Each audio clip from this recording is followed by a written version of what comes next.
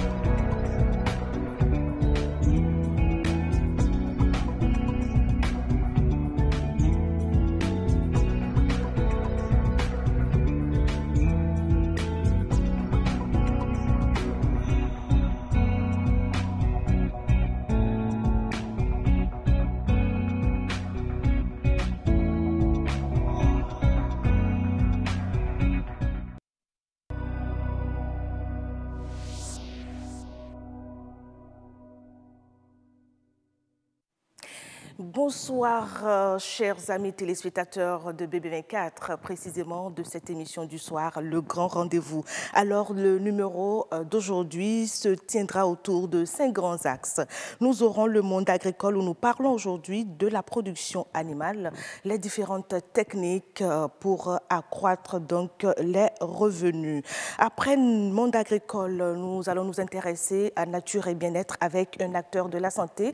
Nous allons poursuivre les échanges sur la ménopause. Aujourd'hui, on s'intéressera à l'alimentation adoptée donc pour mieux vivre sa ménopause. Autant savoir avec Agnès Belot, nous parlons toujours des examens de fin d'année. Aujourd'hui, on va s'accentuer sur les candidats au certificat d'études primaires CEP. Comment est-ce que les enfants du CM2 se préparent donc pour affronter les épreuves de fin d'année, les épreuves d'examen. L'expert, le coach motivateur Marcel, qu'on ne présente plus sur cette émission, viendra avec une thématique pour un développement personnel. Et puis le grand dernier axe, c'est bien et bien le journal, le 1945. Ce soir, ce sera avec Nadège Soni, que nous sommes allés déloger donc de la rédaction pour aujourd'hui. Nadège Soni, bonsoir. Bonsoir à vous, Karamata Bataou. Le journal ce soir s'intéresse à ce problème environnemental qui a enflammé la toile depuis vendredi dernier. Le lac Toro serait intoxiqué, occasionnant la perte d'une multitude de poissons destinés à la vente. Le président de l'Union des producteurs aquacoles du Bénin se prononce sur les réelles causes de cet incident. À la suite du président de l'Union des producteurs aquacoles du Bénin, le ministre de l'Agriculture et de la pêche s'est lui aussi prononcé sur la situation au détour d'une conférence de presse tenue hier. À suivre également dans cette édition le point du programme des manifestations entrant dans le cadre de la célébration du 50e anniversaire du groupe Polyrythmo.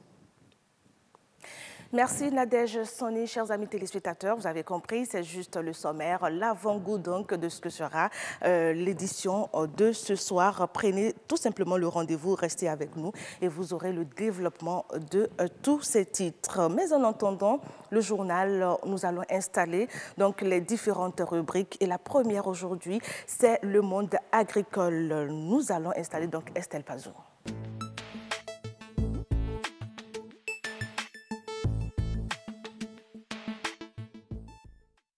L'invité de Estelle ce soir se nomme Libéral Mahenleo. Avec cette jeune femme entrepreneur agricole, nous allons parler donc de la production animale, des différentes techniques pour plus de revenus. Comment réussir dans la production animale si vous êtes entrepreneur ou si vous envisagez donc de le devenir un beau jour? On va regarder tout simplement ce reportage que j'ai réalisé pour vous et on revient en parler.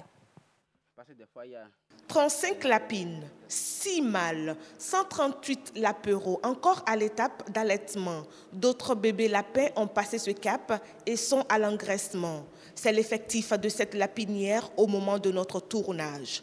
Des deux types d'élevage de lapins qui existent, on a fait ici l'option de la cuniculture dans des clapiers, le plus important et beaucoup utilisé pour les grandes exploitations à but lucratif.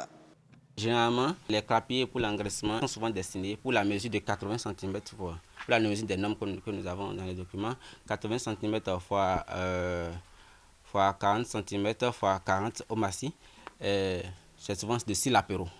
Le système de suspension est un système d'organisation qui a été recommandé par les experts au début de la vulgarisation de l'agriculture afin de limiter la propagation de la coccidiose dans l'élevage, qui est une maladie prépondérante dans les élevages de lapins.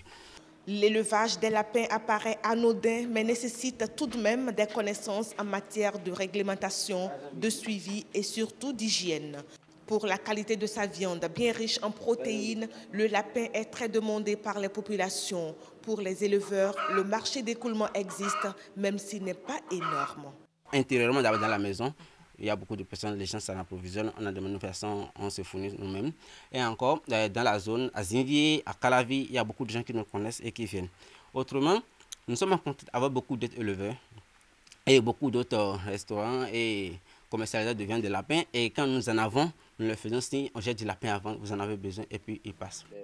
Une étude diagnostique menée en 2014 par le Fonds des Nations Unies pour l'alimentation et l'agriculture FAO relève le faible taux d'organisation des acteurs, le faible niveau de technique et de gestion des exploitations, toutes choses qui constituent une entrave au développement du sous-secteur. Le développement d'un secteur d'élevage dépend de l'encouragement que les éleveurs ont à s'investir. Deuxième aspect, pour satisfaire la demande, qu'il faudrait que les éleveurs puissent aussi s'organiser dans un système de production groupée. Organiser sa production afin de pouvoir avoir à période donnée une quantité importante à mettre sur le marché. Parce que le fait d'abord, l'un des problèmes qui peut agir sur la rentabilité du lapin, c'est le fait de ne pas grouper sa production de vente et façon. Le lapin est un animal à cycle court qui se reproduit 7 fois par an et qui peut faire jusqu'à 12 bébés lapins par procréation. L'élevage de lapins est une filière prometteuse. Il s'avère donc urgent qu'un coup de pouce impulse à la filière la dynamique de la compétitivité. Voilà, quand on parle de production animale, il n'y a pas que les lapins, c'est juste une catégorie. Le champ, il est bien large. Je vais laisser la latitude à Estelle Pazou et à son invité donc de nous donner toutes ces précisions. Alors, je le disais tout à l'heure, elle s'appelle Libéral Mahenleo. J'espère que je prononce très bien votre nom. Madame, bonsoir. Oui, bonsoir, madame. Vous êtes entrepreneur agricole. Moi, j'ajoute bien jeune.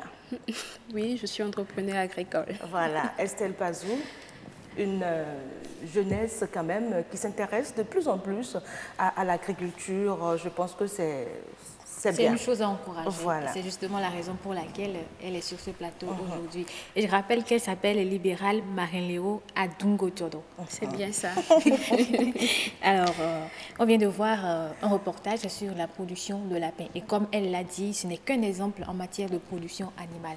Alors, selon vous, par quoi doit-on commencer pour mettre en place une entreprise de production animale? Ok, merci beaucoup pour la question. C'est un plaisir pour moi de me retrouver sur ce plateau aujourd'hui en votre compagnie. Merci de m'offrir l'opportunité de parler de mon domaine d'activité. Ok, pour répondre à votre question, je pense que le premier élément fondamental que doit avoir quelqu'un qui aspire à l'entrepreneuriat dans le domaine de la production animale, c'est la passion pour la chose.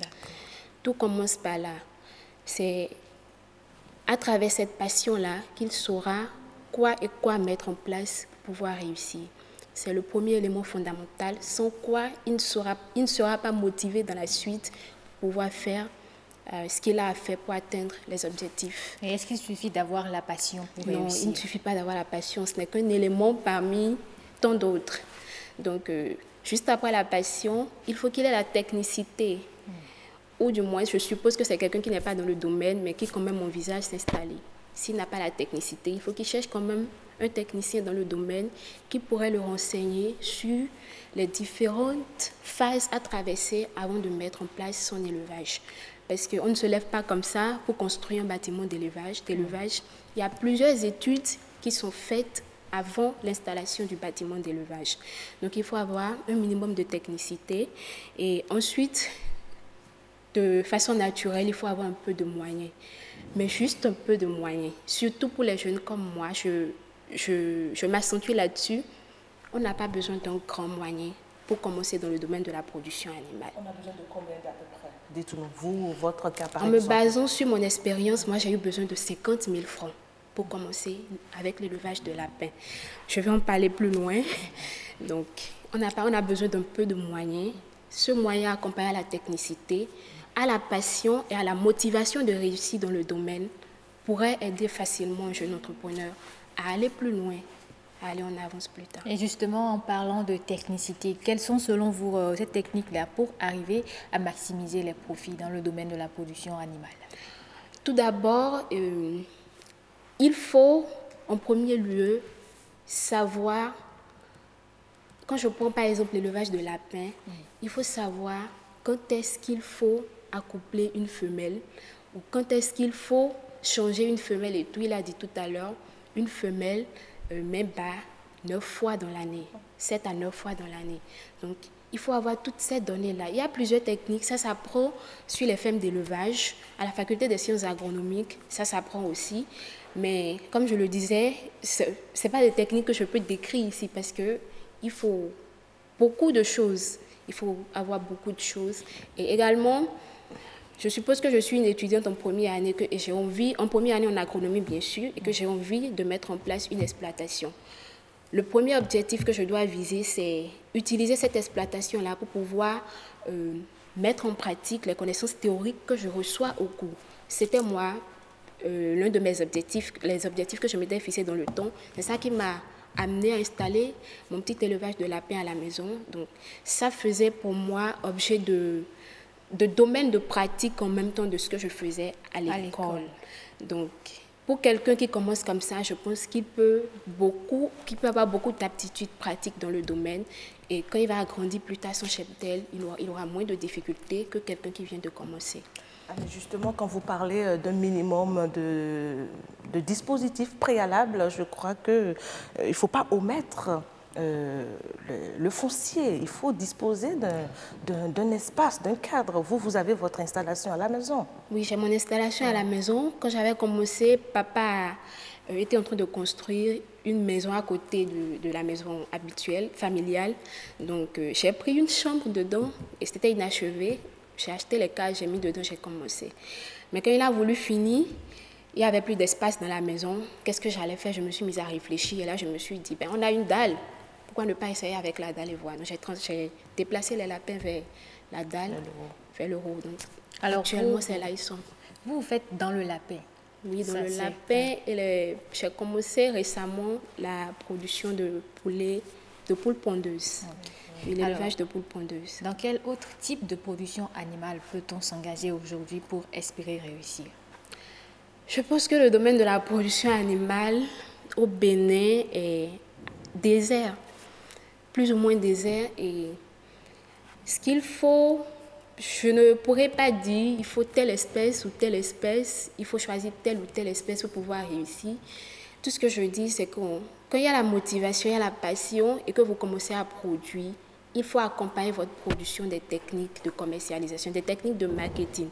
Avec ces techniques, vous pouvez trouver le marché. Comme moi, j'ai commencé dans le domaine quand j'ai commencé avec la production de lapins, j'avais du mal à écouler.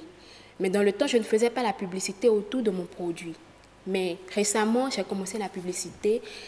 À peine la production finie, chez les clients qui sont là, parfois même, je n'arrive pas à satisfaire la demande du marché. la demande est beaucoup plus grande que l'offre. Et qu'est-ce qui vous a mis la puce à l'oreille? Parce que vous avez dit qu'entre-temps, vous ne faisiez pas de la publicité pour votre production. Qu'est-ce qui vous a mis la puce à l'oreille pour que vous commenciez la pub autour de ce que vous faites?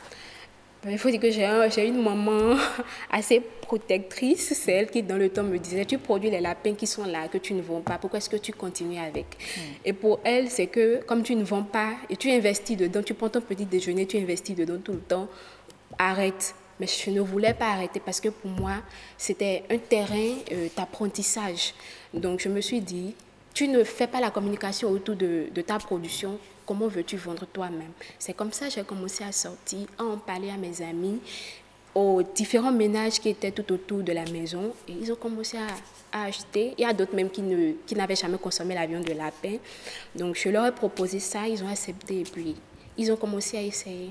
Donc, on peut considérer que votre réussite aujourd'hui est due au fait que vous faites de la communication autour de votre production. Oui, ça me permet d'écouler le produit et au fur et à mesure, j'essaye d'agrandir en même temps le cheptel. Est-ce qu'on peut dire que la communication aujourd'hui a été un critère de réussite à votre niveau? Oui, un critère assez fondamental.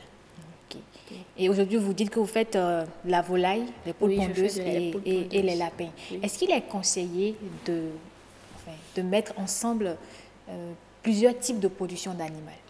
Ça dépend. Quand je prends mon élevage actuellement, les poules pondeuses sont des espèces assez fragiles. Elles sont très vite infectées par des parasites et tout. Donc, je peux cumuler les deux productions, lapin et pondeuse, parce que de l'autre côté, j'essaye quand même d'adopter les pratiques d'hygiène, la prophylaxie sanitaire. Je tiens fondamentalement compte de ça dans mon cheptel de lapin. Donc, je peux installer mon cheptel de lapin avec les poules pondeuses. Mais s'agissant d'autres espèces, je ne peux pas, par exemple, installer les poules pondeuses avec les poulets locaux, de chez nous ici.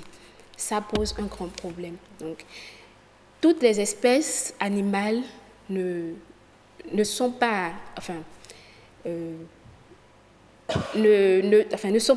ne sont pas appelées à cohabiter ensemble. Cohabiter ensemble, exactement. Ne sont pas appelées à cohabiter ensemble.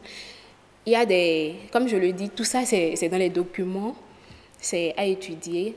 C'est parce que j'ai appris ça maintenant que je sais. Sinon, avant, j'avais bien envie de faire sur ma ferme juste les poulets locaux. Mais je me suis dit, pourquoi ne pas commencer avec les poules pondeuses ensuite et accompagner cela avec les poulets locaux. Mais plus tard, j'ai appris que ce ne serait pas du tout bien pour les poules pondeuses. Alors vous, déjà, votre expérience, depuis quand est-ce que vous avez commencé dans la production animale? J'ai commencé dans la production animale en 2015. J'étais en 2e année. Mais j'aurais dû commencer beaucoup plus tôt. Je voulais commencer déjà en 1re année. Mais j'ai posé le problème à papa. Il a accepté. On s'est assis, on a discuté, on a fait un petit projet d'élevage de poules pondeuses. C'était l'idée première que j'avais. Donc, quand on a discuté, on a fait le budget. Mais il s'est fait qu'au fil du temps, il ne réagissait plus par rapport à notre discussion. Moi, j'étais assez pressée de réaliser mon projet. Donc, une fois en 2e année, j'ai fait une petite tontine avec des amis. Les sous étaient destinés à aller au marché à Tokpa, nous acheter des vêtements et tout. Mais quand j'ai pris les sous dans la main, je me suis dit, depuis environ 1 an, tu commandes de l'argent auprès de papa pour faire quelque chose. Tu as 50 000 dans la main. Je pense que dans le domaine de la production animale, c'est assez suffisant pour que tu commences quelque chose. Donc, je me suis dirigée vers un technicien de la ferme, FSA, qui m'a conseillé. Je lui ai dit, j'ai 50 000 francs, j'ai envie de commencer quelque chose. Par quelle espèce je pourrais commencer? C'est là il m'a dit, ok, je vais te faire des caches. Et tu vas prendre une lapine que je vais accoupler pour toi et tu vas commencer avec. Alors, après tout le processus, aujourd'hui, on est quoi, 3 ans après? Oui, 3 ans, déjà 3 ans. Quelle conclusion est-ce que vous tirez de votre propre expérience et que vous pouvez partager avec nos téléspectateurs? La conclusion que je tire de mon expérience, c'est qu'il faut être persévérante. Parce que cette femelle que j'ai achetée dans le temps, quelques temps après, je l'ai perdue. Suite à une infection, elle est décédée en mettant bas. Donc, je l'ai perdue. Dans le temps, je me suis dit, j'ai été découragée. Je commence avec une femelle, il y a des problèmes comme ça. Quand j'irai à une centaine, Enfin, qu'est-ce que ça va donner. Donc, sur le coup, ça m'a découragée. Il y avait aussi les parents qui étaient là, qui disaient, toi, tu as juste une lapine qui est partie, qu'est-ce que tu vas faire et tout. Mais avant de partir, elle m'a laissé 6 lapins que j'ai essayé d'entretenir et ça a donné. Il y avait 3 femelles dedans. Donc, j'ai dû persévérer, dû croire dans le fait que je peux réussir dedans. Et c'est ce qui m'a motivée moi-même à aller acheter un autre mâle, toujours avec mes propres sous, parce que dans le temps, ça ne me générait pas de revenus. J'investissais tout simplement dedans. Donc, ça qui m'a amenée à aller chercher un mâle moi-même et à continuer l'élevage. Vous êtes contente d'avoir persévéré? Oui, je suis très contente d'avoir persévéré. Merci beaucoup, Madame libérale Marie-Léo Adungotolo. J'espère que j'arrive à bien prononcer plus que Karamat. Oui. Je n'ai même pas osé, justement, si vous avez fait la remarque, je n'ai pas osé donc dire le nom, mais en tout cas, merci d'être passé nous voir pour toutes ces informations, d'avoir partagé quelques séquences de votre expérience avec nos amis téléspectateurs. Voilà, on parlait donc avec notre invité ce soir de production animale, des techniques pour plus de revenus. Ce que moi je retiens juste, c'est qu'il faut s'engager en fonction de la demande. Aujourd'hui, quand on parle de production animale, la demande, elle est là. Il ne reste donc qu'à produire et à produire beaucoup. Donc, vous pouvez vous lancer dans cette activité sans grande crainte. Voilà, le monde agricole, il est terminé. Nous passons à la deuxième partie.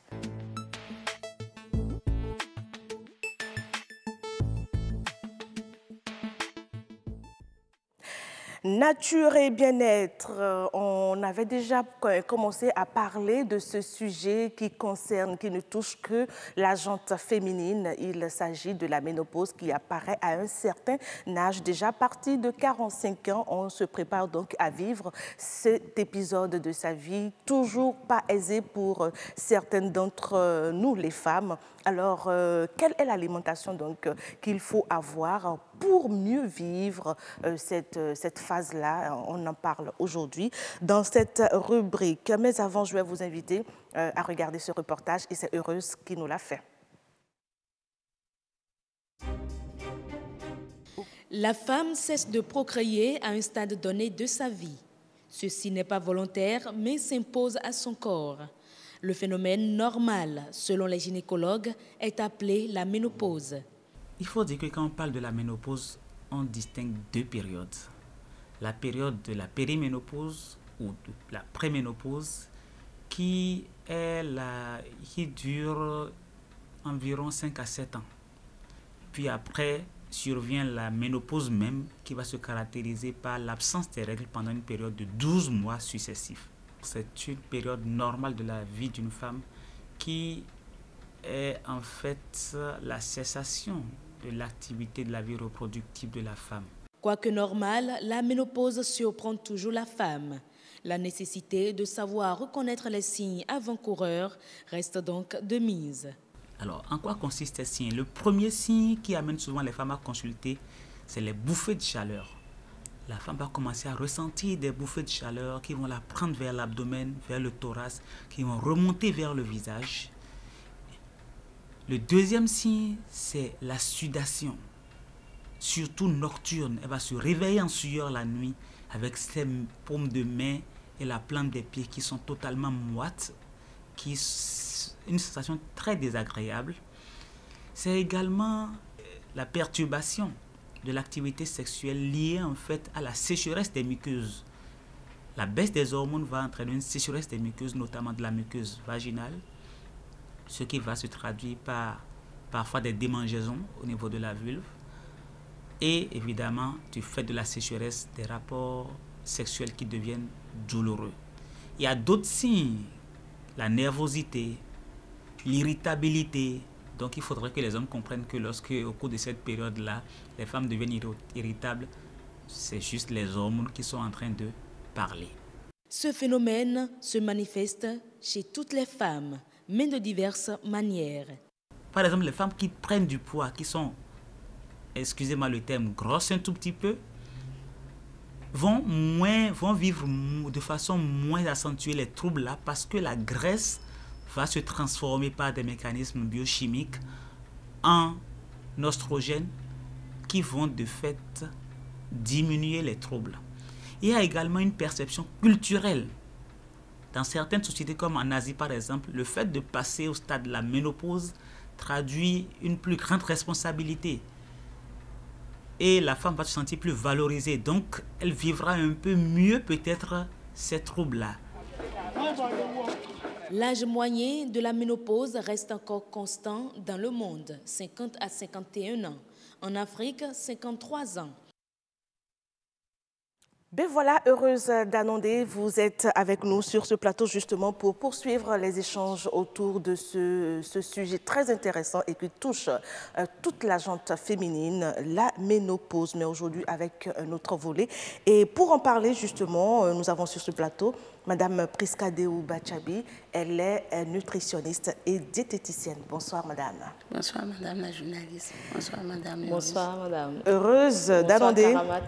Bonsoir, comment vous portez-vous? Je vais très bien, vous? Ça va, ça peut aller ce soir. Oui. Alors aujourd'hui c'est pour nous parler donc du régime alimentaire adapté pour réussir la ménopause. La ménopause, tout à fait. Quand on parle de ménopause précoce ou de ménopause normale, on va s'intéresser à ces deux aspects de la ménopause avec Madame Bachabi. Merci d'être là. Merci. Alors, quelle est l'importance de l'alimentation au cours d'une ménopause pour mieux vivre la ménopause? Effectivement, la ménopause d'abord, c'est une étape naturelle de la vie. Et que toute femme doit traverser ça. Et ça correspond à la période de la fin de reproduction de la femme. La femme ne doit plus reproduire. Ainsi, qu'est-ce que la femme ménopausée doit manger pour avoir une bonne ligne, pour avoir une bonne santé? Au fait, on ne doit pas prendre la ménopause comme une pathologie. Voilà. C'est naturel. Mais il peut y avoir des pathologies qui peuvent engendrer à la période si on ne mange pas une bonne alimentation. Maintenant, qu'est-ce qu'il faut manger? Vous savez, quand on dit la ménopause, il y a la chute. Quand la période périménopause, c'est la chute progressive de l'hormone l'œstrogène. Périménopause, là, c'est avant la ménopause. Avant la ménopause. La chute progressive. Et quand il y a ces chutes-là, les graisses accumulées par les hormones progestérone sont là. Et ça favorise une alourdeur chez la femme, une prise de poids. D'autres femmes peuvent être en surpoids, ou bien d'autres femmes qui sont déjà en surpoids peuvent être obèses. Et ça dit que ce sont des signes avant, je dirais pas avant-coureurs, mais qui annoncent une ménopause. Qui annoncent. Le docteur l'avait annoncé tout à l'heure. Il y a aussi des symptômes, des bouffées de chaleur, des sécheresses, des muqueuses vaginales et consorts.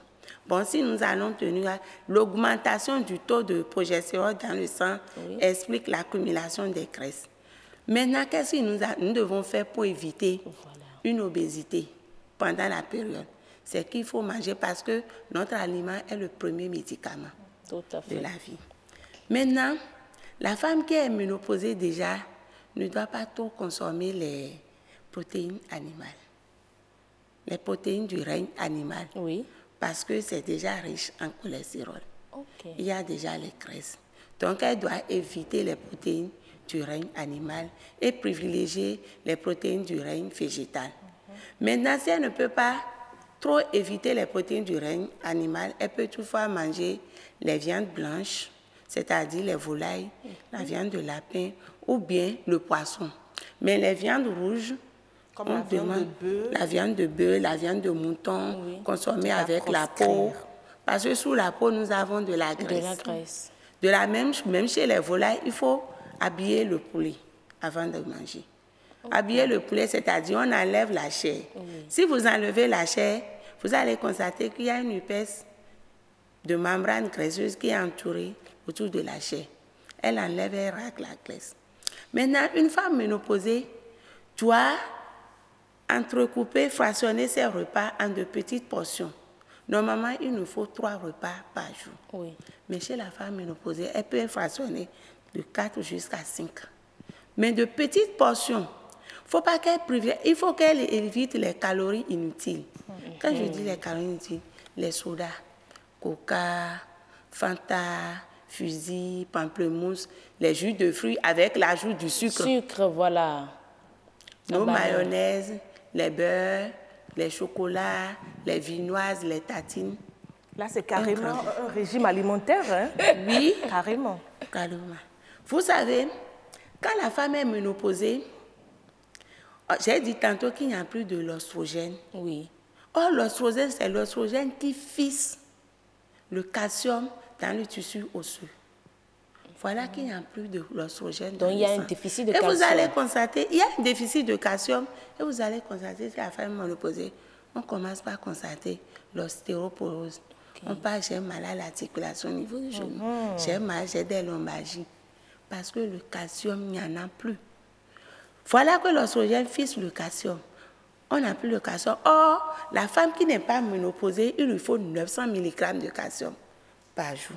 900 mg. Quand tu n'es pas ménopausée. Mais quand tu es ménopausée, il te faut 1200 mg de calcium. Encore plus. Voilà qu'il n'y a plus un fixateur de calcium dans le sang. Tu es exposé à... Maintenant, qu'est-ce qu'il faut faire pour faire l'apport en calcium et éviter l'ostéoporose? Il faut consommer des aliments riches en produits, en calcium, c'est-à-dire les produits laitiers. Et il y a aussi des aliments du règne végétal qui nous apportent, on les appelle les familles des phytoœstrogènes. Il y a le haricot, le vanzou, le soja surtout, et puis tous les dérivés, le lait de soja, qui ont des substances qui apportent de l'oestrogène de l'extérieur à la femme. Et dès qu'elle aura ces oestrogènes, ça peut fixer le calcium dans son sang. Et lui éviter les lombalgies et autres. Les lombalgies, l'ostéoporose, parce que ça arrive, ça se développe jusqu'à une sciatique. La femme n'arrive plus à marcher, il lui faut une canne pour se bouger et qu'on sort. Mais avec ces aliments très riches qu'elle peut manger en de petites portions. Parce que même si elle laisse la viande, elle prend le haricot, nous avons des protéines.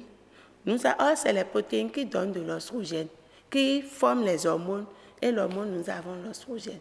Donc, en mangeant le haricot, bien le soja, avec tous ces dérivés, elle a ce qu'il faut.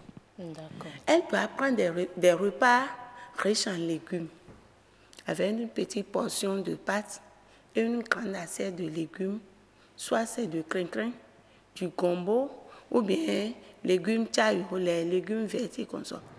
Privilégiez aussi les céréales à grains entiers. C'est-à-dire? Quand vous voulez écraser le maïs, écrasez ça. Tout le maïs, le grain, là, tout. Mais quand on veut faire la cassa, on amène ça sur le tissu, on l'élimine. Les fibres sont parties, les sels minéraux sont partis. Et c'est seulement l'amidon qu'on consomme. La femme ménopausée qui aime manger la cassa, il faut qu'elle mange la cassa. On écrase le tout. Elle ne doit plus amener ça sur son tissu et tamiser. Elle fait fermenter la pâte et mange ça directement. On sait qu'il y a le calcium. Il y a aussi beaucoup de minéraux qui peuvent l'aider. Aussi, et puis les fibres pour alléger le transit intestinal. Donc, l'autre volet que je dois ajouter, c'est les activités physiques. Quand on se dit... Ça doit s'accompagner d'un régime alimentaire. Toujours dans mon régime alimentaire, les activités physiques. On se dit, je suis mémé, je ne dois plus faire ci. Je ne dois plus faire ça. J'ai mes petits-fils, j'ai mes enfants. Non. Au moins le petit sport. Petits travaux domestiques. Balayer la cour. Pas avec un petit balai, mais les balais en bois pour éviter des lombalgies. Balayer. Peut-être marcher, faire le tour de 2 à 3 vents autour de ta maison le matin. Faire ça le soir. Mais on finit de manger avant de le faire. Parce que vous faites ça avant de manger. Vous allez manger la portion de repas que vous allez prendre, ça va dépasser la portion pour compenser l'énergie dépensée. Il faut boire assez d'eau. Mais je crois que pour nos mémés, on les connaît très actives tout au long de la journée, à part leur petit. Mais bon, pas toutes, hein, pas toutes les mémés. Il y en a qui sont carrément d'autres qui se confondent en maison de crèche ou quoi, où elles ne s'occupent que des bébés. Des bébés entourés autour d'elles. Donc il faut qu'elles s'activent davantage, qu'elles travaillent, qu'elles bougent. Voilà. En tout cas, il y a eu assez d'informations par rapport à la ménopause, même pour la période, je dirais même précoce de la ménopause, quand il y a de ces femmes qui ont atteint la ménopause de façon précoce. Il paraît qu'il y en a qui le font à 35 ans. Même dans la vingtaine. Pareil, il y en a. Voilà. Qu'est-ce qu'elles doivent consommer, ces femmes-là qui nous suivent et qui sont dans une ménopause précoce? Ça serait le même régime que ce que je viens de citer. Le même régime. Le même régime et surtout le sport. surtout le sport, et pallier tous les apports lipidiques là. L'huile, éviter l'huile. Trop de sucre, surtout, il faut préférer même les édulcorants que les sucres. D'accord. Les édulcorants, surtout, on aura seulement la qualité organoleptique, on sent le goût sucré au niveau des papilles gustatives. Mais ça n'apporte pas de calories à l'organisme. Effectivement, ça. Donc, comme interdit à la femme ménopause, pas trop d'huile, pas du sucre, en tout cas, préférer les édulcorants. Pas des vinoises, les mayonnaises, qu'on soit. On laisse. Donc ça veut dire que préférez les fruits. Les réceptions, évitez les grignotages. Ça veut dire les réceptions en temps normal, c'est pas pour les ménopausés. On peut aller, c'est vrai, on peut aller à des réceptions. Il y a les légumes, il y a la pâte noire. Elle se contente de ça. Oui. Franchement. Est-ce qu'il faudrait peut-être adopter un régime végétalien ou végétarien? Ça là, non. Si je vais aller sur ce terrain-là, je vais encore aggraver les situations avec l'anémie. Ah bon? L'anémie. Après, on va en parler du régime. Mais il est important, heureusement qu'on en parle sur ce plateau, parce que nous avons de ces femmes-là, enfin de ces gens qui ont finalement adopté ce régime depuis des années. Donc, il faudrait aussi les informer. Est-ce que ça agit, ça va, cela va porter atteinte à leur santé pendant la ménopause lorsqu'elles adoptent un régime végétalien ou végétarien? Quand on adopte un régime végétarien à vie, elles sont exposées à l'anémie. Vous savez que quand on dit végétarien, c'est seulement dans les viandes, les protéines animales qu'on trouve la vitamine B12. Et c'est la vitamine B12 qui intervient dans la formation des globules rouges. Ils vous diront certainement qu'il y a d'autres produits dans lesquels ils font des compléments alimentaires ou bien des injections de vitamine B12. Qui également pose problème peut-être pour la santé des injections de vitamine B12. On va vous avoir sur notre plateau d'autres fois pour aborder ce sujet précisément. Merci beaucoup, Madame Prisca Deou Bachali. Merci, à la prochaine. Merci beaucoup. Bon retour chez vous, à la prochaine avec d'autres informations utiles pour nous, pour notre santé, pour notre bien-être. Et c'est donc le volet bien-être de ce grand rendez-vous d'aujourd'hui. Tout simplement, il faut retenir qu'il y a des repas à ne pas donc mettre dans votre menu si vous êtes ménopausé. Merci, heureuse d'annoncer. Je vais vous raccompagner avec l'espère.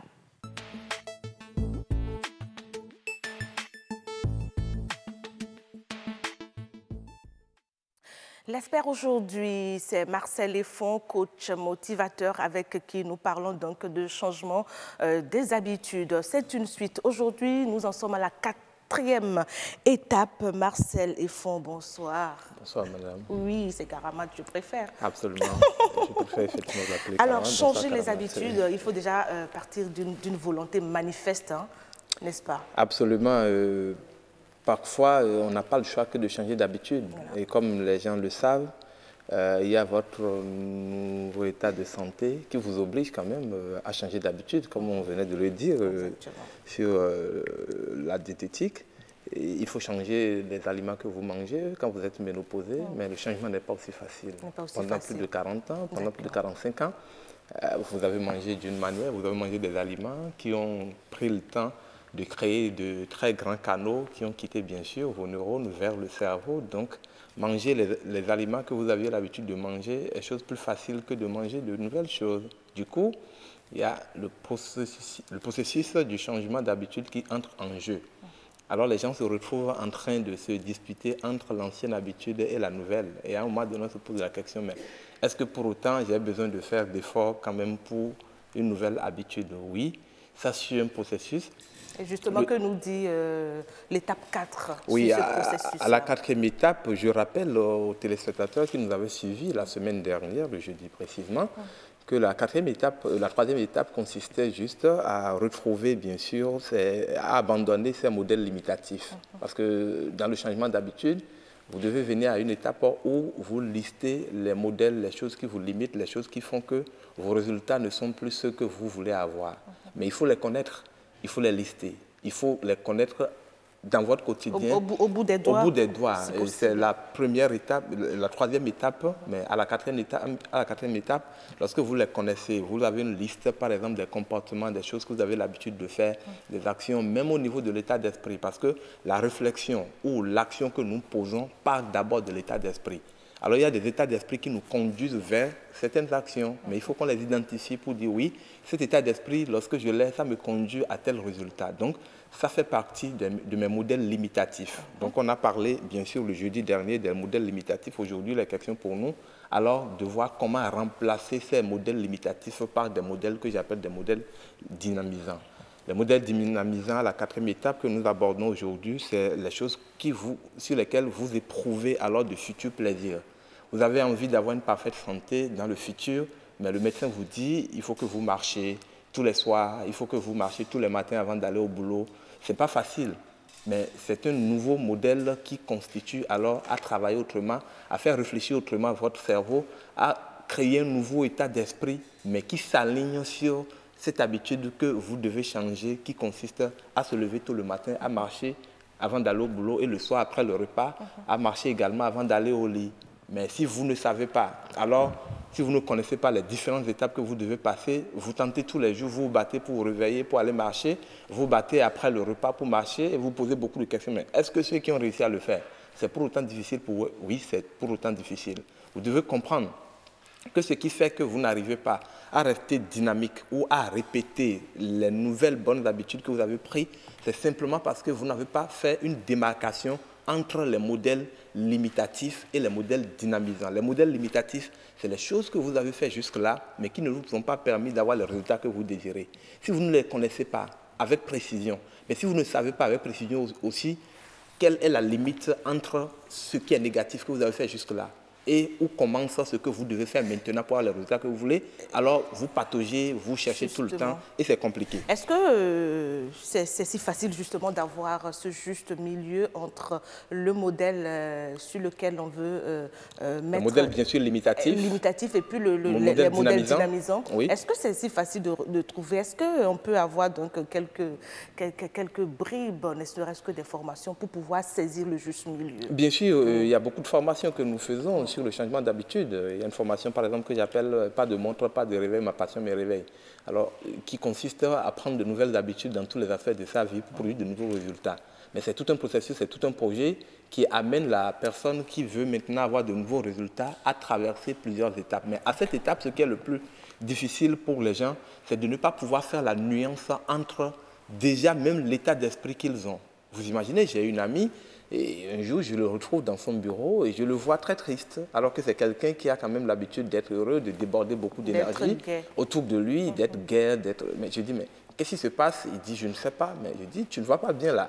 Et c'est en ce moment qu'il se rend compte effectivement qu'il ne va pas bien. Mais là, il dégage beaucoup d'énergie négative parce que... Est-ce à dire qu'il faut parfois trouver quelqu'un qui vous connaisse et qui sache sur quel bouton appuyer et puis vous relancer? Bon, j'appelle ces gens-là des comptables. Vous pouvez avoir un comptable dans votre environnement que vous contactez ou qui vous dit la vérité sur vous. Votre comptable peut être votre partenaire, ça peut être un de vos enfants plus matures, ça peut être même un ami qui a l'habitude de vous dire la vérité. Mais écoute, tu as emprunté le boulevard de la négativité. Je pense que ton état d'esprit... Oui, ressaisis-toi. Je pense que ton état d'esprit actuel n'est pas celui que tu as habituellement.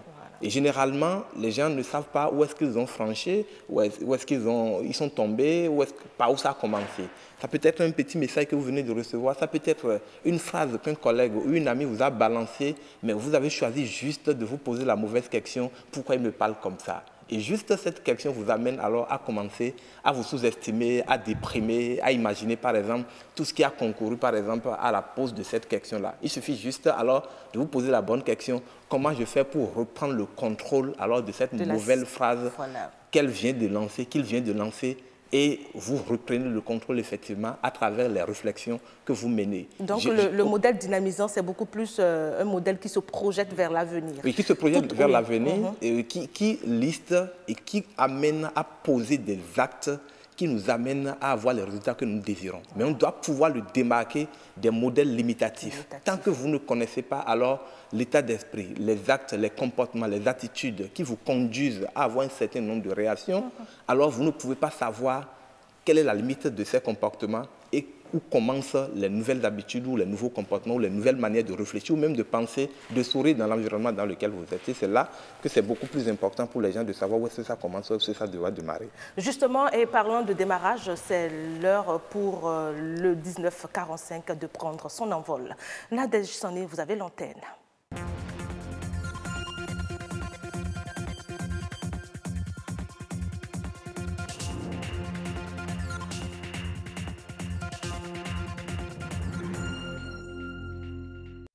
Bonsoir à toutes et à tous, bienvenue dans ce journal. Tout de suite, le sommaire. Des milliers de poissons flottant à la surface de l'eau et sur les rives du lac Toho, dans la commune d'Atiémé. L'information a enflammé la toile. Quelles sont les réelles causes de cet incident? On en parle. Techniciens et agents de la police républicaine se sont rendus sur les lieux pour un constat de la situation. Le point a été fait par le ministre de la Pêche au détour d'une conférence de presse. Et puis, la célébration des 50 ans de l'orchestre Polyrythmo va s'étaler sur toute l'année 2018. Une conférence de presse a été donnée ce mardi pour annoncer les couleurs.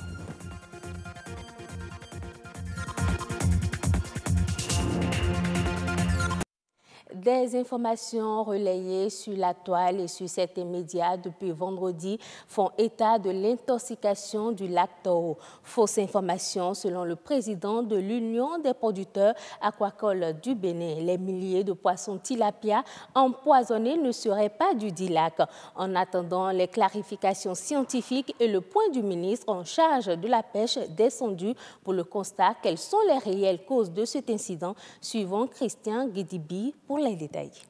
Il y a un véritable problème d'information par rapport à ce sujet. Déjà, il s'agit du lac Toho situé à Atiémé, qui est différent du lac Toho à Kpaou. Il n'y a aucun lien entre les deux lacs. Les deux lacs ont la même dénomination, mais il n'y a aucun lien.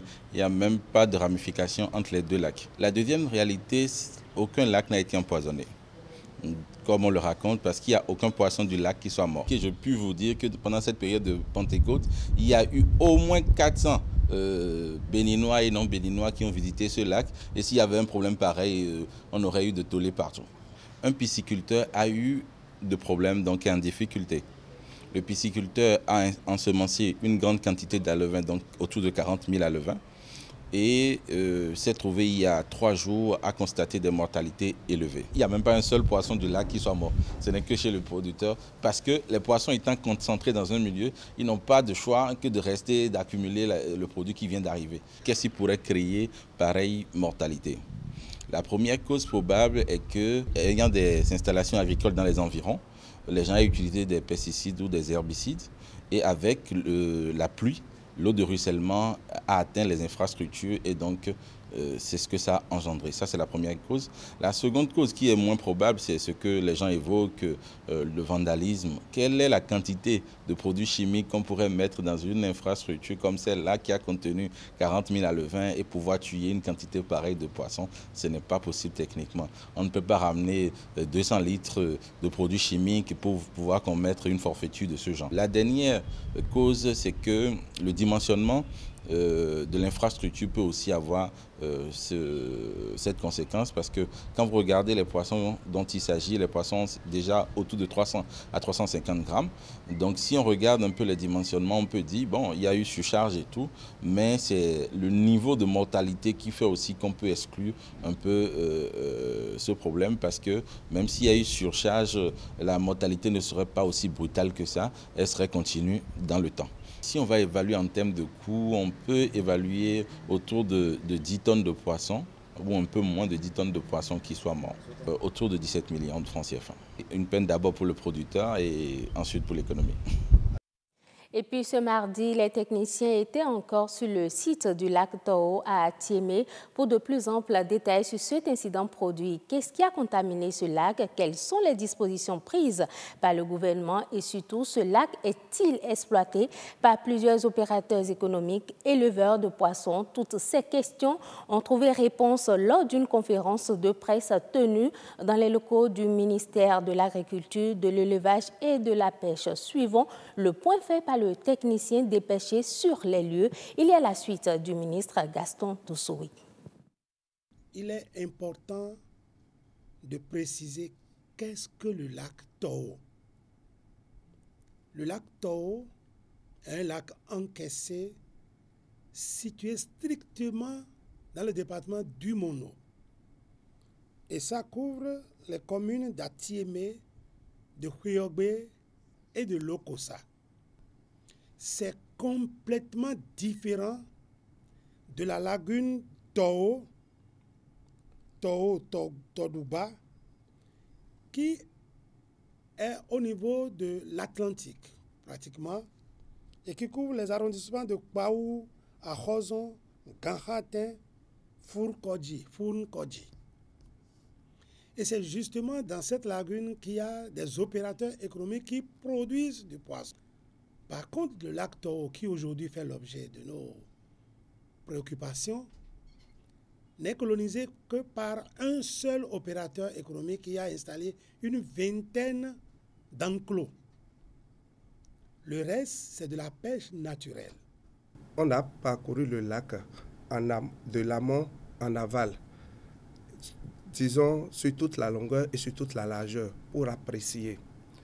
Il faut avouer que lorsque vous quittez l'amont, c'est-à-dire de la partie qui est bordée par la route nationale Komé-Lokossa, l'ampleur a commencé par là.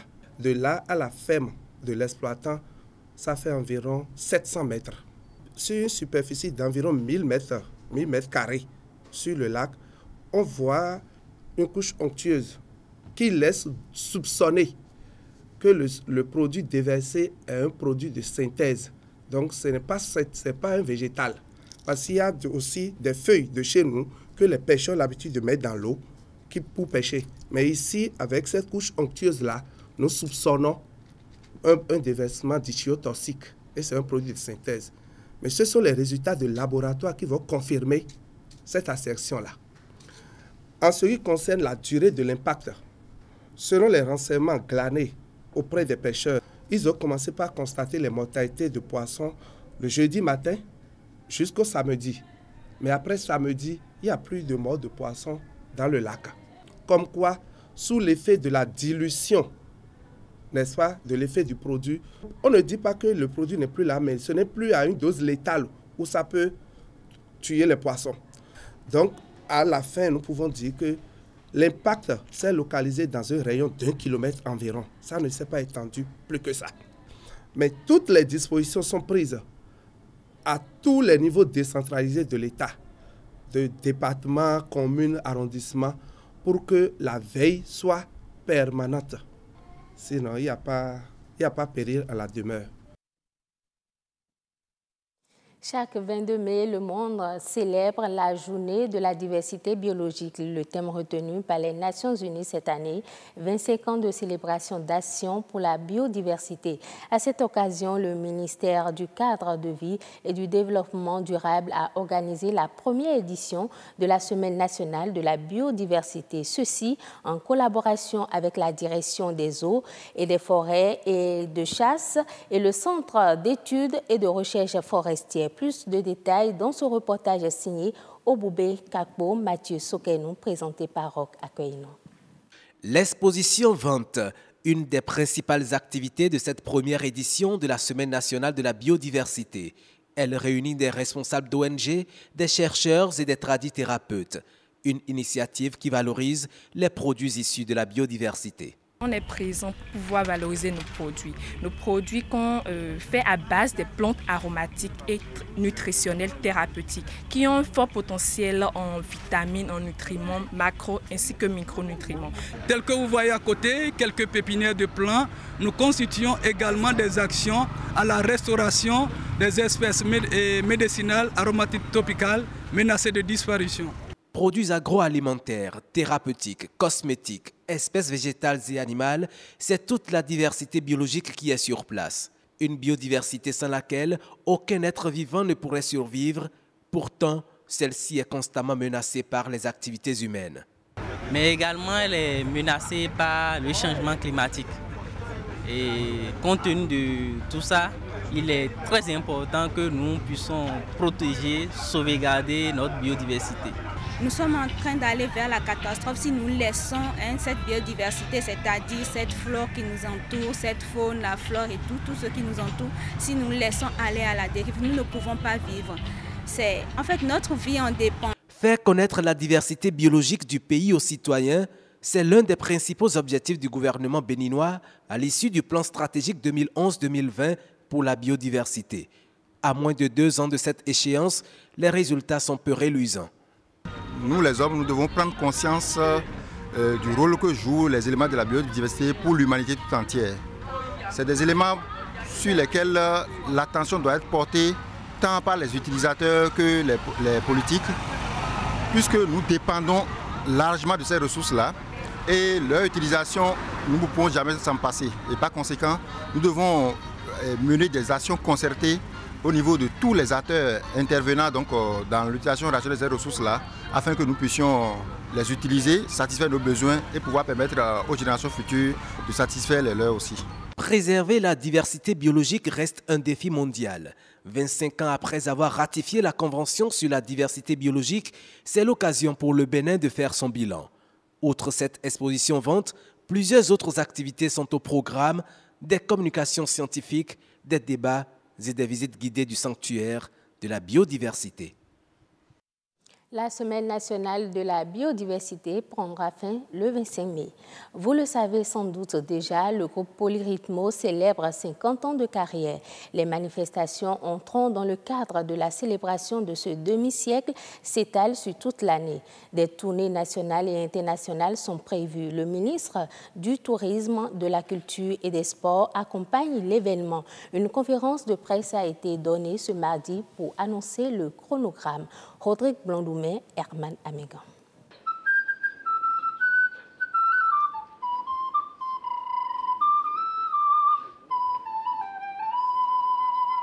Venez de partout célébrer avec nous cette fierté africaine et internationale. Les couleurs sont ainsi annoncées. Polyrythmo sera célébré comme cela se doit.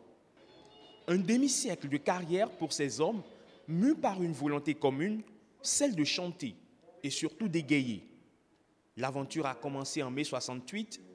50 ans plus tard, le groupe tient toujours debout malgré les tumultes. Notre objectif en commémorant les 50 ans de cet orchestre, c'est de sauvegarder la mémoire et de valoriser tout ce qu'ils ont fait, tout ce qu'ils ont produit, afin que les générations futures puissent en bénéficier. Les festivités vont s'étendre sur toute l'année. Vincent Ahé, Renou et ses pairs reprendront les instruments. Sur le territoire comme à l'étranger, ils vont se produire sur scène. L'occasion pour eux de revisiter leur immense répertoire musical qui sera d'ailleurs très bientôt archivé dans un centre multimédia exclusivement dédié au Polyrythmo. Nous allons ériger un centre multimédia, un espace multimédia où nous allons loger toute notre discographie. Nous avons plus de 1000 chansons, plus de 1000, et nous continuons d'en produire aujourd'hui. Ils sont immortels, et pour graver à jamais leur figure dans l'histoire, une fresque murale de près de 30 mètres leur sera consacrée. Un documentaire de 52 minutes, œuvre de Stéphane Brabant, photographe réalisateur, est en cours de tournage. 50 ans du Polyrythmo, 58 ans d'indépendance, le ministère du Tourisme, de la Culture et des Sports veut associer les deux événements. Notre objectif aussi, c'est de lier ces deux grands événements que nous avons, c'est-à-dire la célébration du 58e anniversaire de notre indépendance, ainsi que la commémoration du 50e anniversaire du groupe Polyrythmo. Donc, nous allons commencer donc la célébration le jour de l'indépendance, c'est-à-dire le 1er août prochain, dans l'après-midi, à travers un géant concert. Fierté nationale, identité culturelle ou encore orchestre intemporel, chacun y va de son expression pour qualifier le Polyrythmo. Les anciens sont encore nostalgiques de leur musique, les plus jeunes en prennent de la graine. Sur Internet, le hashtag 50 ans Polyrythmo a même déjà vu le jour.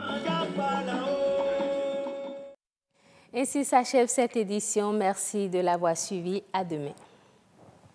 Voilà, c'est cette note musicale Polyrythmo donc, que s'est refermé le journal de Nadège Sani ce soir, mercredi 23 mai 2018. Alors, retour autour de cette table avec notre expert aujourd'hui, qu'on rappelle, il s'appelle Marcel Effon, et nous parlons de la 4e étape de changer les habitudes. Et on parlait du modèle limitatif et du modèle dynamisant. Justement, il faut pouvoir retrouver ce juste milieu. Alors, comment retrouver la bonne attitude à la 4e étape du changement?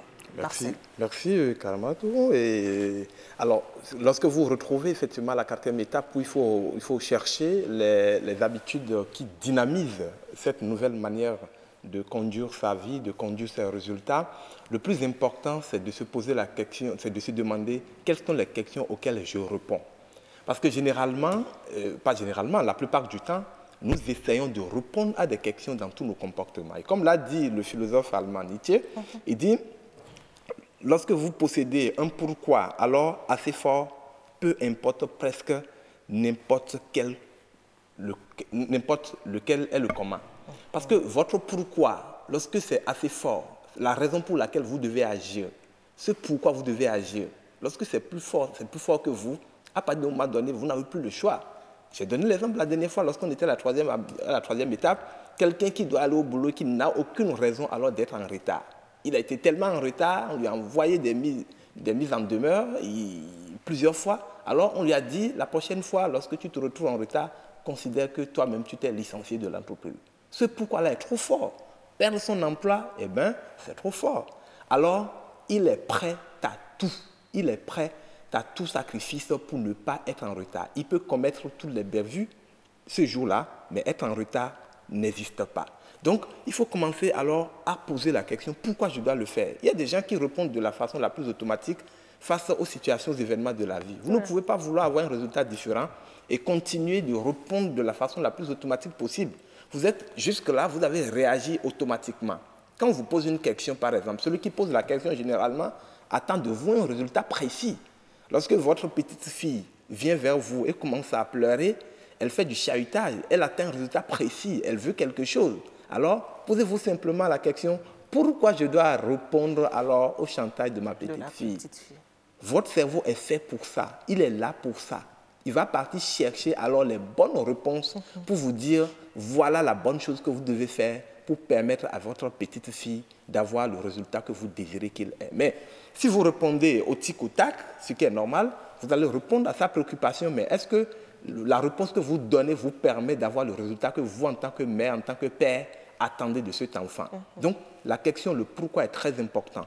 Face à toute nouvelle situation, face à tout ce que vous voulez avoir comme nouveau résultat, empressez-vous lorsque vous vous retrouvez à la 4e étape. De vous poser la question, pourquoi? Pourquoi je dois le faire? On vient de vous appeler au téléphone, vous voulez réagir. Pourquoi je dois réagir? Mais justement, quand vous prenez le cas de répondre à l'appel, est-ce qu'on a suffisamment le temps matériel pour réfléchir et donner la réponse? Pourquoi je dois le répondre et comment vais-je répondre? Mais les gens qui réussissent toujours prennent leur téléphone comme un bien personnel. Votre téléphone est fait pour votre convenance personnelle. Le fait que votre téléphone est en train de sonner n'a aucun lien avec le fait que vous devez le prendre ou le décrocher. Si ce n'est pas le bon moment, mais attendez encore un peu. Vous avez vu déjà l'appel. Si c'est quelqu'un que vous connaissez, vous avez déjà une idée des types de sujets que vous avez ensemble. Posez-vous simplement la question, pourquoi je dois prendre cet appel? J'ai l'habitude de dire aux gens, votre téléphone est fait pour votre convenance personnelle, mais ils n'arrivent pas à comprendre. Il y avait un temps, pour voir quelqu'un, il faut se déplacer pour aller vers lui. Mais aujourd'hui, le téléphone a résolu beaucoup de problèmes. Mais il peut en créer beaucoup parce qu'il suffit qu'on conditionne une question, qu'on vous la pose au téléphone. Et si vous n'avez pas le temps de réfléchir, alors vous réagissez au tic. Et quand vous réagissez... Et bonjour les dégâts plus tard. Bonjour les dégâts plus tard. Donc le pourquoi, lorsque c'est bien défini, dans toutes circonstances, dans toute situation, on est capable alors d'aller vers la bonne question soi-même.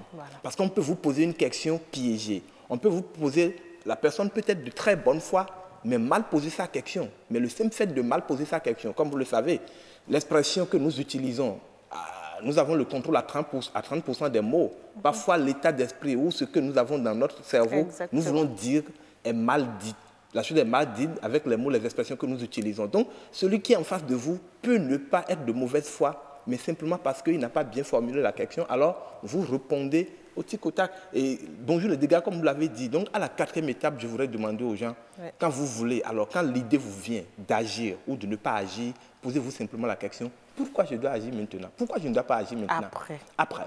Et en faisant ce petit exercice, le cerveau, c'est l'appareil le plus puissant au monde. Lorsque vous connaissez la superpuissance de votre cerveau, vous ne pouvez plus jamais perdre dans n'importe quel domaine de votre vie. D'accord. Pourquoi? Marcel, ça c'est une phase très importante, toujours se poser la question pourquoi face à n'importe quelle situation. Justement, après avoir détecté donc le juste milieu et se poser la question pourquoi, on se demande à la 4e étape, quel est le prochain pas à poser? Oui, le prochain pas à poser, lorsque vous avez identifié ces nouveaux modèles dynamisants, les nouveaux modèles dynamisants, c'est les comportements, c'est les habitudes, c'est les actions que vous engagez qui vous permettent d'avoir le résultat que vous voulez. Donc, ça s'appelle nouveaux modèles dynamisants.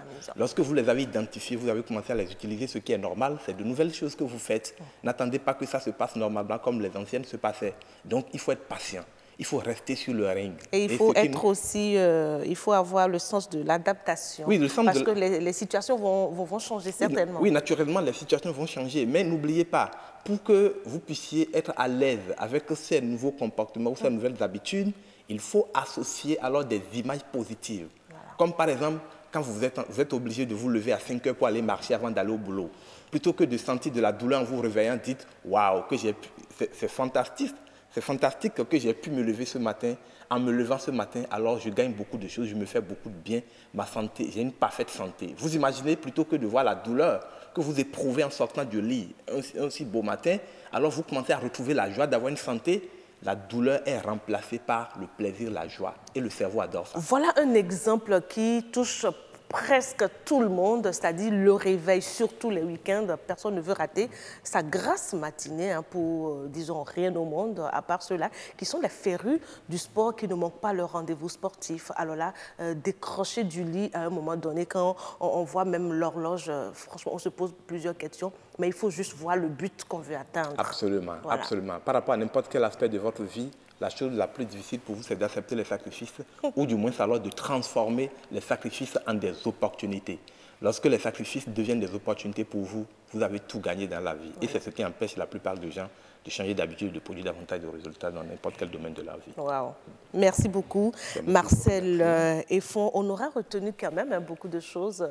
Pour les amis qui vous ont suivi du début dans ces échanges-là, changement des habitudes, de comportement, on se demande après la 4e étape, est-ce qu'il y a une 5e, une Absolument, 6e? Il y a une 5e étape qui consiste maintenant à reproduire le nouveau modèle dynamisant jusqu'à ce que ça devienne constant.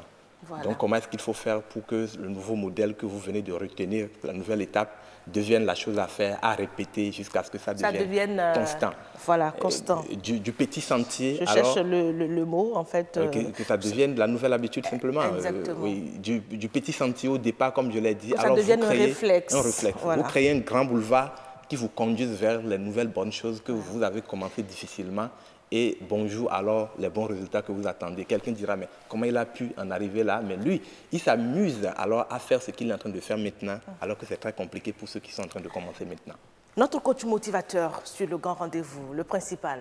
Merci beaucoup, Marcel Effon, d'avoir répondu présent à cette invitation. On parlait donc de changement de comportement, la 4e étape. Certainement, le rendez-vous prochain, c'est mercredi qui vient, dans une semaine, pour l'étape suivante. L'étape suivante qui consiste à reproduire les nouveaux modèles pour dynamiser ou pour rester constant sur les nouvelles habitudes. Bon retour chez vous, dans votre petite famille. Et puis, on vous dit donc à la semaine prochaine. Alors, le grand rendez-vous avec Autant Savoir, et on installe donc Agnès Bello.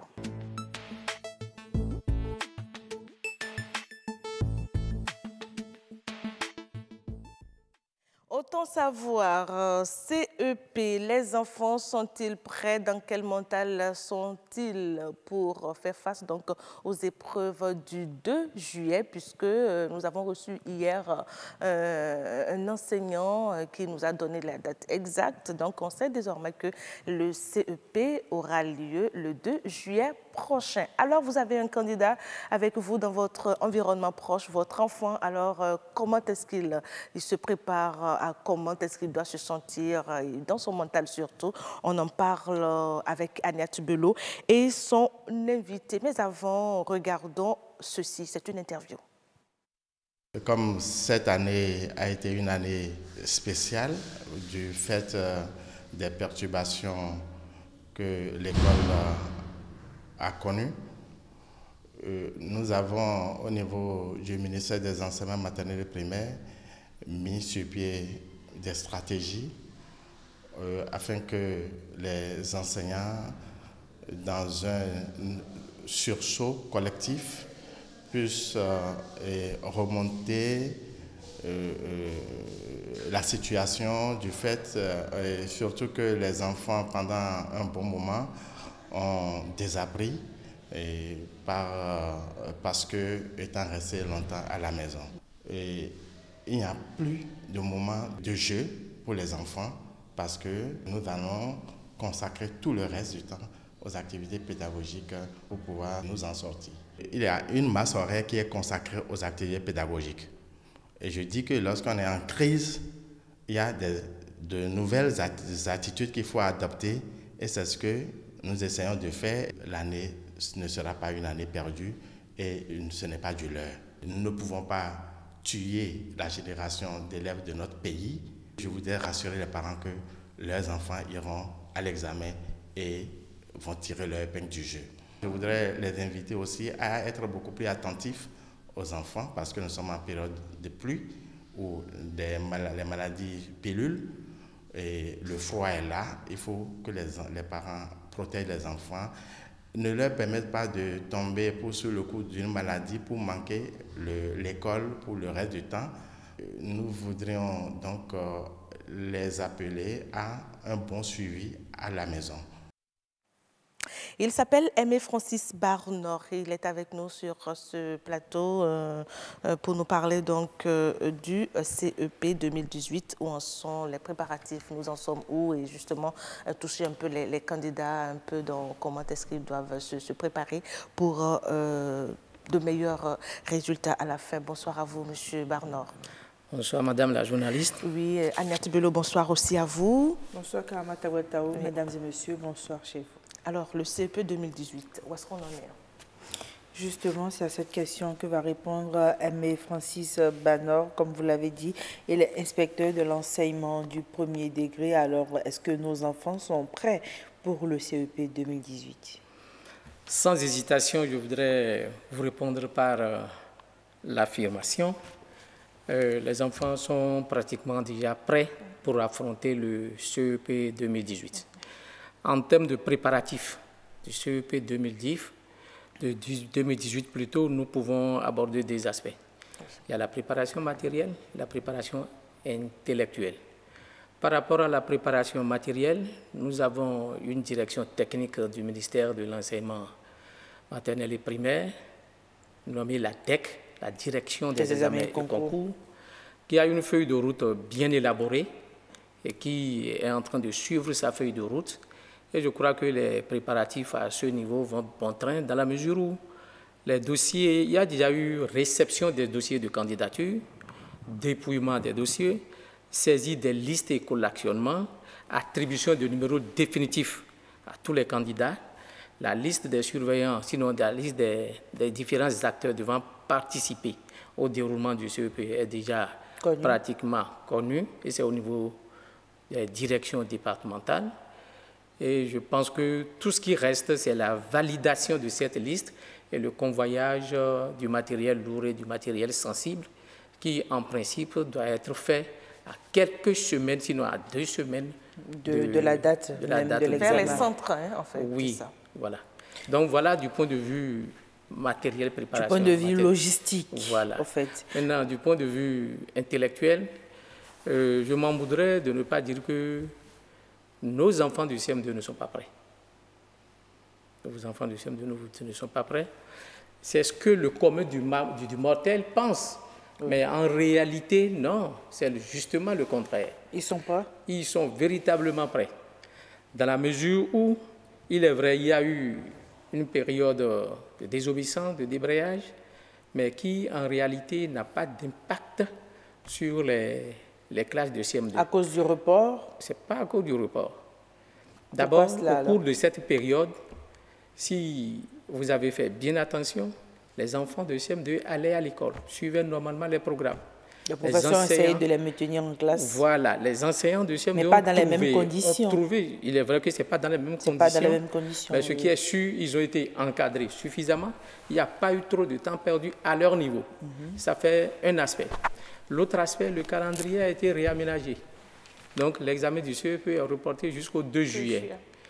À la date d'aujourd'hui, on peut dire que nous sommes encore à près de 6 semaines du déroulement des examens.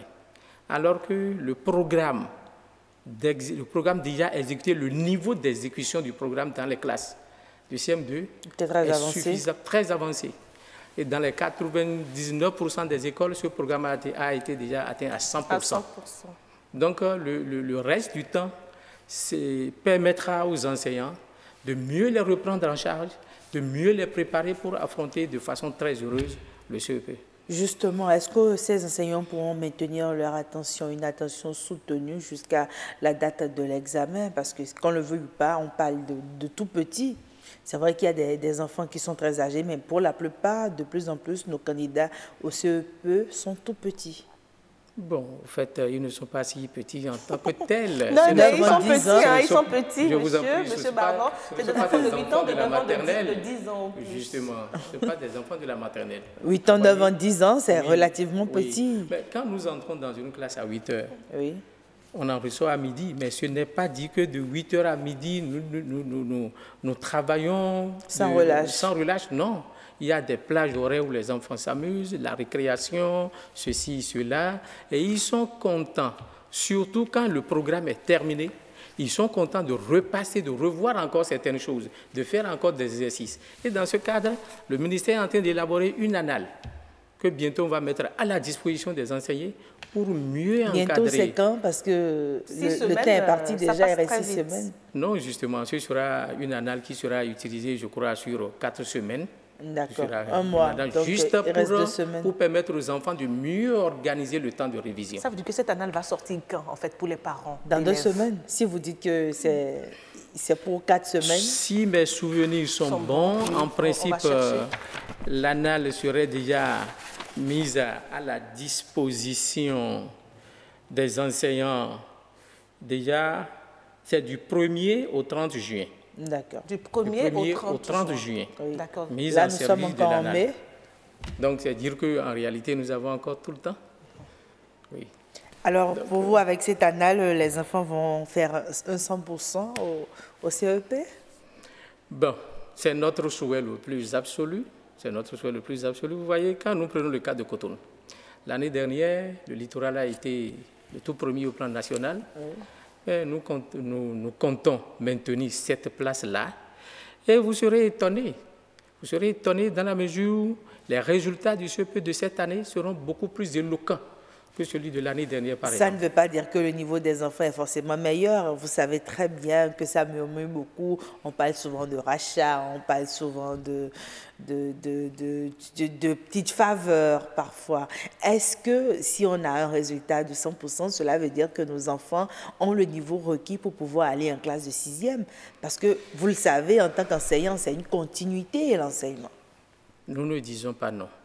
Nous n'avons pas connaissance du rachat de ceci, de cela. Vous voyez, nous sommes à l'école primaire. Et à l'école primaire, nous ne raisonnons plus en termes de quantité de connaissances à faire acquérir aux enfants, non. En termes de qualité? Pas forcément de qualité. Mais nous raisonnons en termes d'acquisition d'habiletés, de capacités, de compétences que les enfants doivent avoir avant d'aller, par exemple, en classe supérieure, avant de finir le cycle primaire. Donc, nous commençons quelque chose à partir du CI et de toutes les façons, au bout de la 6e année, si nous prenons seulement l'école maternelle, l'école primaire plutôt, au bout de la 6e année, les enfants doivent acquérir ces compétences avant de passer de l'autre côté. Une compétence que l'on s'évertue à mettre en place pendant 6 ans, vous-même, vous voyez. Ce n'est pas en quelques mois voilà, que l'enfant risque de tout perdre. De tout perdre l'examen. Donc, je souhaiterais que désormais, nous ne voyions pas la quantité de connaissances à faire acquérir, mais plutôt l'acquisition de capacités, d'habiletés et de compétences. Alors, si on s'en tient à vos propos, les candidats au CEP 2018 n'ont pas à s'inquiéter. Tout a été mis en place pour que véritablement ils aient les connaissances requises pour affronter le CEP 2018. Alors, qu'en est-il des classes intermédiaires? Bon, par rapport aux classes intermédiaires, je suis dans le même schéma. En réalité, effectivement, ils ont cessé de travailler un bout de temps. Mais l'année a été prolongée. L'année a été prolongée et de mai à fin juillet, nous avons 3 mois. C'est important. Il est vrai que le CEP est au 2 juin, mais ça ne veut pas dire que les enfants iront en vacances le 2 juin. La date probable de départ en vacances, c'est le 31 juillet. Donc, les enseignants ont encore tout ce temps-là pour essayer de faire ce qu'ils n'avaient pas eu à faire lors de la période de débrayage. Alors, si on a prévu que les enfants puissent aller en vacances le 31 juillet et qu'habituellement au Bénin, on est habitué à la rentrée des classes en septembre-octobre, est-ce que la rentrée pourrait être... Bon, ici, nous ne sommes que dans les perspectives. Hein. Est-ce que ce serait possible que la rentrée prochaine soit reportée? Parce que sinon, les enfants n'auront pas les 3 mois. Je pense que je ne suis pas la personne la habilitée, mieux indiquée. Je comprends. Pour nous sommes donner, toujours dans les suggestions. Mais je crois que notre ministère, au sein de notre ministère, il a des cadres très bien compétents et qui savent ce qu'on doit faire et au moment où on doit le faire pour que ça puisse bien marcher. D'accord. Oui, alors, vous avez quand même des messages à l'endroit de ces candidats-là qui sont dans la dernière ligne droite pour cet examen en tant qu'inspecteur de l'enseignement du premier degré. Aux candidats, je voudrais dire de ne pas du tout paniquer, de garder leur courage à 2 mains, de garder leur sang-froid et surtout de se dire nous allons à l'examen pour réussir et ils vont réussir. Donc, ils n'ont qu'à se mettre, ils sont déjà au travail, ils n'ont qu'à continuer par travailler normalement et les résultats seront là. Les résultats seront là, je les encourage à bien faire la révision des cours et à suivre les conseils de leur maître. Et ça va marcher. Donc, pour vous, il n'y a pas grande inquiétude à avoir. Hein? Inquiétude zéro. Inquiétude zéro, donc oui. Pour vous, chers candidats au CEP 2018, les préparatifs vont bon train et si tout va bien, on pourrait peut-être avoir 100% dans le littoral. Pas seulement dans le littoral, peut-être aussi dans les autres départements. Karamat Tagbataou me parlera de Akaradé. Je crois qu'à Akaradé aussi, ils feront 100%. Karamat. Merci beaucoup, Agnès Belot, du 100%. En tout cas, on le souhaite sur toute l'étendue du territoire national. Pourquoi pas? C'est pour la fierté des enseignants, de nos braves enseignants, des autorités aussi en charge de l'éducation de notre pays aussi pour nos apprenants, les parents d'élèves. Merci beaucoup, M. Barnard Francis Aimé, d'être venu nous parler donc des préparatifs pour le certificat d'études primaires édition 2018. Rapidement, par rapport aux épreuves, est-ce qu'on peut en parler avant de vous laisser partir, les épreuves? Oui. Oui, les épreuves. Est-ce qu'on peut avoir une idée? Enfin, comment est-ce que la sélection, c'est déjà bon? Il n'y a rien. Il n'y a pas à avoir peur, hein, c'est ça? On ne va pas chercher à coincer. Je vous en prie, madame. C'est le courant. Merci beaucoup pour cette dernière question. Mais en réalité, comme je l'ai dit à l'entame de notre échange, il y a une direction technique qui s'occupe de ces affaires. Je crois que dans cette direction, ils sont à pied d'œuvre. Voilà. Depuis longtemps, ils ont une feuille de route qu'ils sont en train de respecter. Mais je pense que par rapport aux épreuves, il y a eu des propositions qui ont été faites, il y a eu des sélections, il y a eu ceci, il y a eu cela. À la date d'aujourd'hui, on ne peut pas dire que les épreuves ne sont pas déjà prêtes. Non, les épreuves sont déjà certainement prêtes. Il n'y a pas d'inquiétude à ce fait. La direction technique saura prendre ses responsabilités. Merci beaucoup, monsieur. C'est à moi de vous remercier. On va vous souhaiter un bon retour chez vous et puis passer d'agréables moments et on va vous retrouver certainement peut-être pour nous parler des résultats à la fin. Merci. Je serai très enchanté. Je vais vous raccompagner avec cette dernière partie. C'est une portion en quelques minutes. C'est ActuWeb.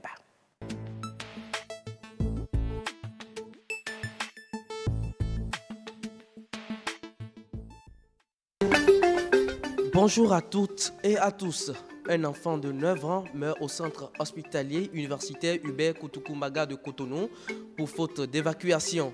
Selon le News Bénin TV, Jean-Hugues Femi, orphelin de père depuis quelques années, a rejoint le Père Céleste suite à une maladie qui nécessitait une évacuation sanitaire sur la France. Selon l'auteur de l'article, il y a 8 mois, la maman du jeune garçon avait lancé sur des télévisions locales béninoises un appel de soutien mais sans gain de cause. Une situation qui pose un problème urgent de réforme du système sanitaire au Bénin, avance le site. Au Nigeria, ont-elles les difficultés sanitaires pour parler de la gestion de l'argent du contribuable? 40 milliards de dollars dilapidés dans la région du Delta sans résultat probant. C'est la une de l'agence Ecofin ce matin. Selon ce site, au cours des 10 dernières années, 40 milliards de dollars auraient été gaspillés dans la région du Delta par le gouvernement fédéral nigérian. Le journal précise que près de 11 000 projets auraient bénéficié de ces fonds sans aucun résultat concret depuis une décennie. En vue de corriger cette situation, le ministre d'État aux ressources pétrolières, Emmanuel Kashiwu, a annoncé le lancement du pacte pour le développement du Delta du Niger qui devrait permettre au gouvernement nigérian d'investir 4,7 milliards de dollars dans la région pour les 3 prochaines années. Cette nouvelle déclaration intervient à quelques mois des élections présidentielles prévues pour se dérouler en février 2019. Facebook, Mark Zuckerberg fait amende honorable devant le Parlement européen. L'information allait sur le site de Radio France Internationale. Comme il l'avait fait devant les parlementaires américains, le patron de Facebook a présenté mardi ses excuses devant le Parlement européen. C'était une erreur et je suis désolé, a reconnu le jeune milliardaire dans son introduction, comme déjà à Washington le mois dernier. Il est devenu évident au cours des dernières années que nous n'avons pas fait assez pour empêcher que les outils que nous avons créés soient aussi utilisés à des fins préjudiciables, a admis le jeune patron milliardaire. Mais Philippe Roth n'a pas suivi les séances d'excuses du jeune milliardaire. Philippe Roth est un géant de la littérature américaine. Il est mort mardi à l'âge de 85 ans dans un hôpital de New York. L'information a fait le tour des réseaux sociaux. Selon l'agence France Presse, l'écrivain est auteur de plus de 30 livres avec plusieurs prix. Il avait arrêté l'écriture en 2012 par manque d'énergie. Après un demi-siècle à imaginer des histoires qui l'ont rendu célèbre dans le monde entier, l'homme s'est éteint 2 ans après son dernier roman. Merci Dieudonné à Bimbola pour ce tour de la toile. Avant de se dire donc à très bientôt sur le grand rendez-vous, vous et moi, je vais vous inviter à revoir encore une fois la météo.